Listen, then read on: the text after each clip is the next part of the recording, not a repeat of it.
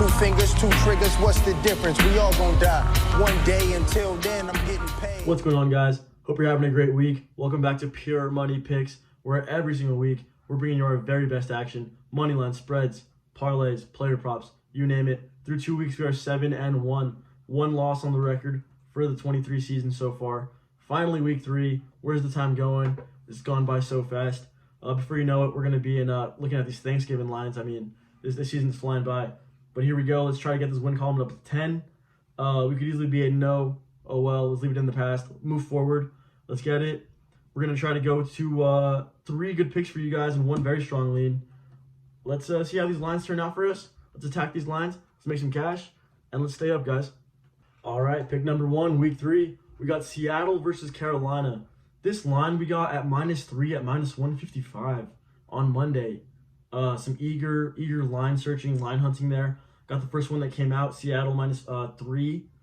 Well, luckily we were able to lock in multiple parlays with that play, and I think that's a lock. I'm gonna lock this game up here. We got Seattle and Geno Smith getting that offense on track when they got put into a corner by Detroit. Detroit, a good team, but here we are with Geno Smith getting 4 to 5 seconds in the pocket, and it's inevitable. He's gonna find Tyler Lockett. Jackson Smith and Jigba is learning the ways of Seattle, running around, getting open in those flats, getting open across the middle, however they want to do it. I mean, you got Noah Fant, Will Dissly, two big receptions in overtime to get that ball down to the red zone in like 8 plays. So I really like the Seattle offense. Couldn't quite get the run game going, but they're gonna try to do that against Carolina this week, and I think Seattle can cover -5.5. Although we have them at -3, we're playing them at -3. I think Seattle can get up to -5.5 for the current line. And I think we're going to go ahead and lock that in. Let's get Geno Smith to conduct this offense the way they did against the Lions. Hopefully they play with some fire, and hopefully it doesn't really have to be a close game, and I think they can get up by 2 possessions by the end of the 4th quarter. So let's get this pass attack to get rolling. Let's get them to catch some fire. Let's get Geno Smith, maybe looking at 2 touchdowns, 1.5 touchdowns. I haven't looked at the line. Probably like -175 around there. Throw it in a parlay in case you're scared of Seattle to win. You still probably going to throw 2 touchdowns on Carolina. They just played against the Saints. You saw how that game turned out. Plenty of opportunity for receivers in this game. So let's get Seattle -5.5 against Carolina. -3 to -5.5. Pick number 1 of the week. Let's lock it in. All right, guys. Pick number 2. Jacksonville versus Houston. -2.5 to -5.5. Same thing. Got a little bit of a better line in the beginning of the week. We're bringing it down to -5.5.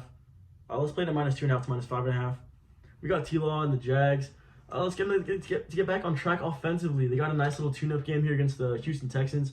Last week, the Colts had no problem throwing the ball. Gardner Minshew absolutely dimed them up. So let's get T-Law to... He's pissed. He's mad about last week, and so am I. And I think that he is going to come into this game with Christian Kirk, with Calvin Ridley, with Evan Engram, and they're gonna light these Houston Texans up. They were just they got dimed up last week by the Colts. So let's get them to right the ship here on offense. Let's get Trevor Lawrence 2 touchdowns again. I mean, screw it, let's run it back again. I think he gets it. I think this defense is going to hold up against Houston. Stroud is a great quarterback, good player. He's having some injury issues here. Let's monitor that before we lock in these lines. I mean, if anything, the line's going to push bigger. But, yeah, defense is going to hold up against Houston. Not very threatening from Dameon Pierce. They'll be able to lock up the run. Hopefully get some great pressure on Stroud. Pretty good defensive front. And biggest worry here is Trevor Lawrence's protection. But either way, I think they're gonna drop some stuff to get it out quicker. And if they get comfortable, they're gonna be bombing it down the field. Let's look at Calvin Ridley to have a big game here. Let's look at Christian Kirk. Let's get that quick stuff. And yeah, let's lock it in. Jacksonville versus Houston, -2.5 to -5.5. That's pick number 2. All right, guys, pick number 3. This is where it's going to get a little bit tricky, but we're going to take the Detroit Lions -2.5, cover a field goal against the Atlanta Falcons, who are 2-0 red hot. You got the rushing attack by Atlanta. You got Bijan and Algier. Great duo. They're running the ball well. Desmond Ridder not dropping back too much, about 20-25 times a game. Let's see the Detroit Lions lock up this offense just enough to win by a field goal here. We are missing C.J. Gardner-Johnson, free safety. That's going to be tough, especially in the secondary. He's a great player. But as we're not too worried about this pass attack, We need this Lions defensive front to lock up this run. And we need the Lions O-line, who is injured. You got an injured left tackle and an injured, I think it's the left guard. Hopefully they can get this time for Jared Goff to run that quick offense that they do. Let's get this spread formation. Let's see Jahmyr Gibbs get these touches as a primary back. Let's let him prove to us how good of a running back he can be, that he can handle these 15 carries a game and operate mostly, though. His most threatening position is to operate in the linebacker zone. Let's get him to get a good linebacker matchup. Let's go one-on-one and get these Texas routes across the middle, the way that we said last week when we covered this game, the Lions game last week. Jahmyr Gibbs, great experience last week against the Seahawks. Seahawks are a much better, more proven team than the Falcons. Falcons are a young, threatening, explosive, cool little team there. They got going 2-0 on the season. But I really think that the Detroit Lions can get something going here, especially with this quick attack. You got Sam Laporta emerging. Great catches, great clutch time performance last week in overtime, or in the late fourth quarter to go to overtime. He's gonna have 5 to 6 receptions this game. I think I'd like to take that line. I'm gonna look at that one in a little bit. But let's get this Lions O-line to step up. A little bit of protection here. Open up get this spread formation going. Get these zone runs going. Then attack these linebacker middle. I think that if they can get enough time for Jared Goff, a few seconds in the pocket, he's gonna hit those cross routes. Josh Reynolds, Amon-Ra St. Brown, and let's get a good game from this Detroit Lions O-line, the Detroit Lions offense. Cover 2.5 against the Atlanta Falcons. That's gonna be our third pick of the week, and that's gonna be a little bit more of a bet that we tread lightly on. We're not gonna go too heavy, although it is decent value here at this spot. Detroit Lions minus 2.5 against the Atlanta Falcons. Let's lock it in. All right, guys, our final pick of the week here. It's going to be a real strong lean. We're going to be going back to the New England Patriots. 0-2 against a couple of real good teams who are going to make the playoffs. But we're going to get this winning margin from 1 to 10. It's going to be a plus 175 bet. And it's great value for these parlays. They boost them like crazy. And I think that it's going to be a close battle here. And I typically hate betting historical trends where the Patriots have beat the Jets 14 straight times in the regular season. And I've watched dang near almost every single battle they've had in the last 2-3 seasons. And it comes down to this, is just that Bill Belichick knows how to play the Jets. You know, Aaron Rodgers is a different story. But you got Zach Wilson back in the under center.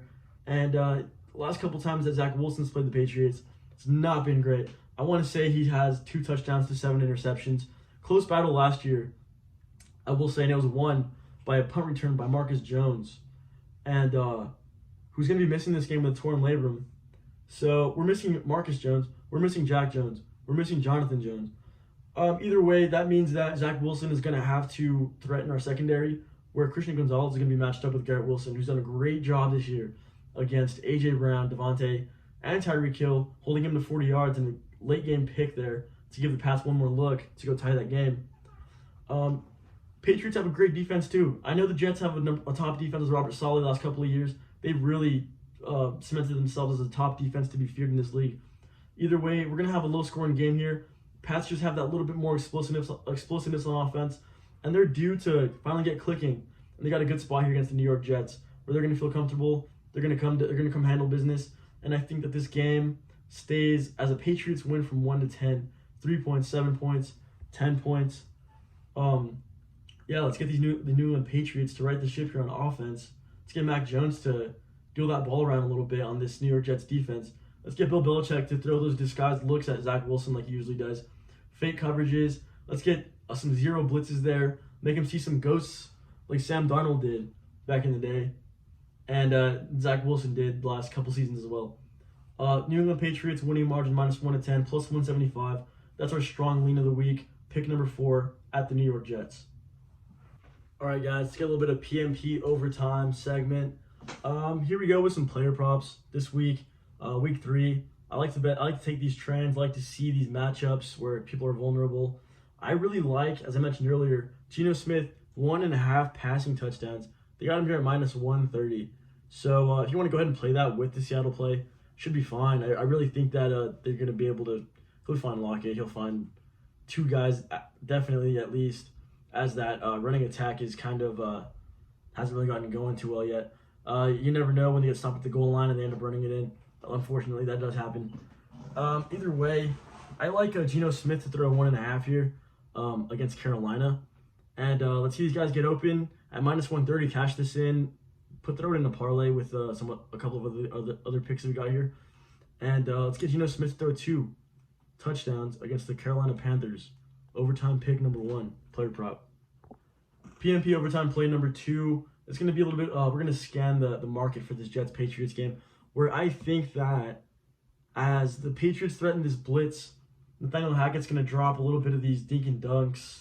And I think 2 of them go to Breece Hall off the bat, where they threaten this run, play action it, look downfield. Zach Wilson trips out all the time, when, especially against the Pats. Going to dink and dunk it down to Breece Hall a couple times, where it's 1.5 receptions for Breece Hall, and that's going to be even odds, where we're going to have his receiving yards 8.5, 9 yards to cover, minus 115. So if you want to take a little bit of a chance here and get these Breece Hall pass catching opportunities here, where they're going to threaten him in the set as a runner, play action it, look downfield, maybe not have as much time, give it off to Breece Hall at least 2 times for 10 yards. I think that's a decent bet here, and given it's pretty good odds. And I believe that that's going to be our play for our PMP overtime game covering the New England Patriots against the Jets. I do like Zach Wilson to throw us a pick here, but I think that the Jets are going to drop ways to try to protect him from throwing it downfield too much, as that's what problems happen for Zach Wilson. 1 touchdown for Zach Wilson is his line. So I don't think that they're going to be throwing this ball too much. It's going to be a lot of Breece Hall action.